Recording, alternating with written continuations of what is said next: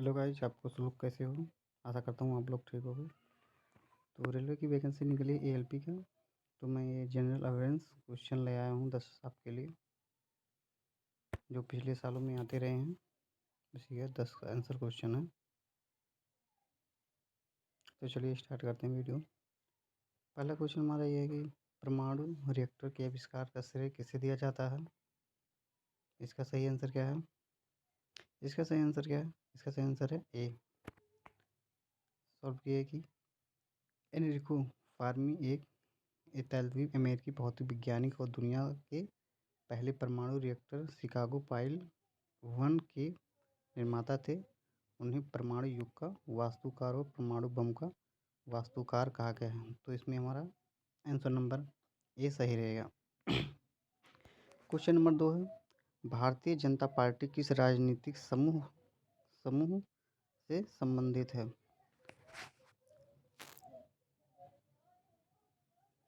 ए है संयुक्त प्रगतिशील गठबंधन, बी है राष्ट्रीय जनता जनतांत्रिक गठबंधन, सी है जनता परिवार, डी है राष्ट्र परिवार।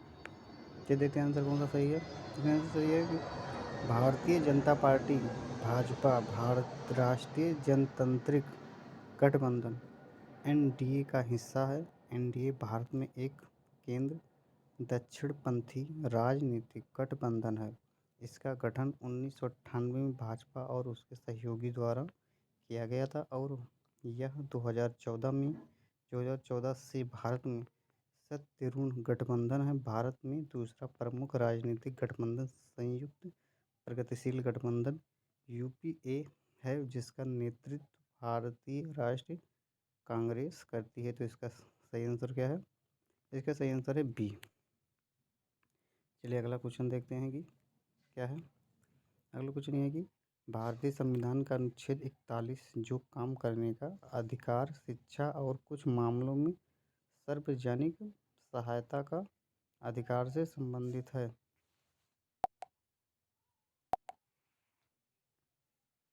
किस श्रेणी में आता है?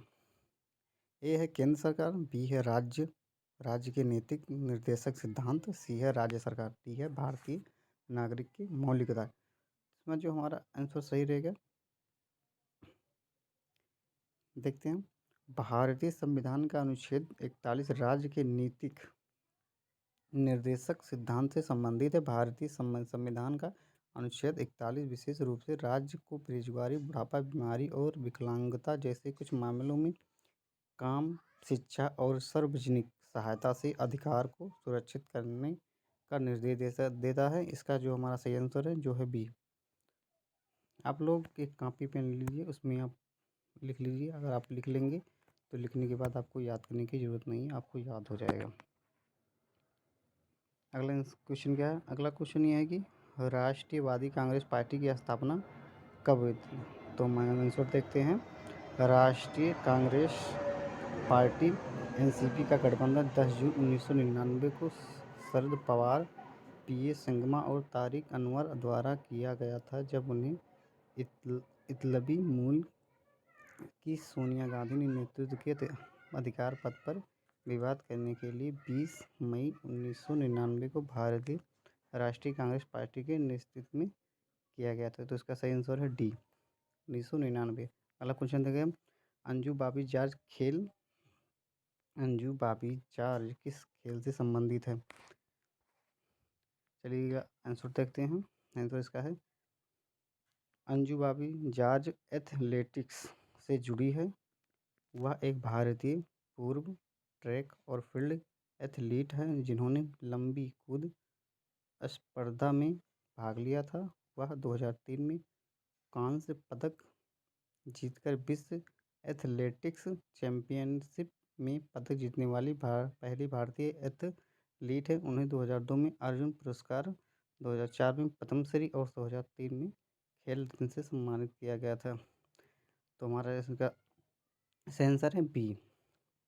अगला क्वेश्चन देखते हैं कि the test of my life नामक पुस्तक किसने लिखी है?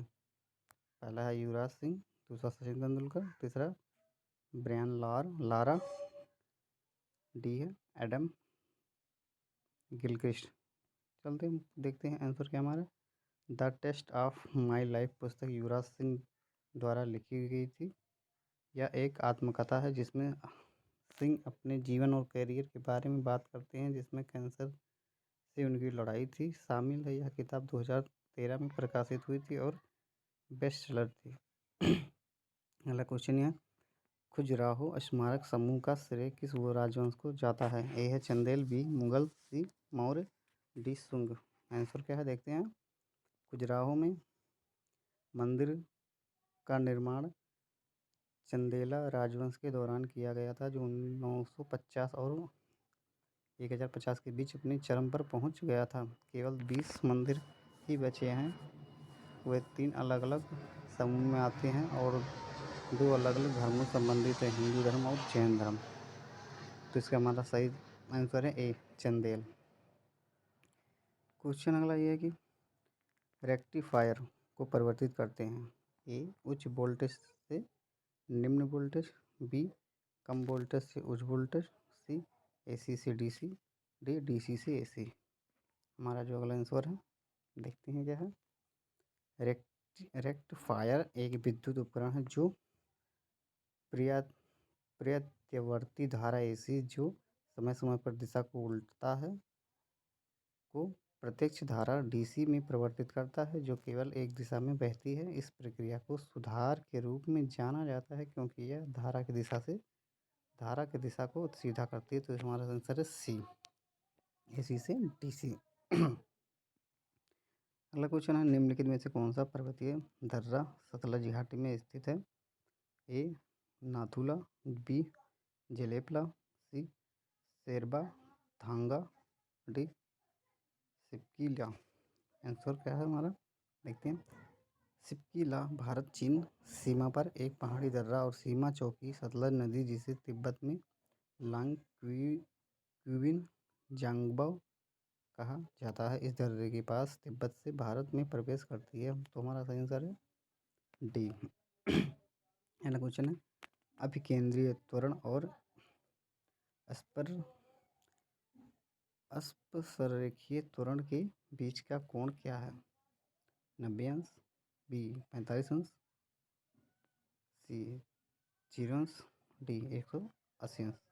हमारा जो आंसर है ये है अभिकेंद्रीय त्वरण और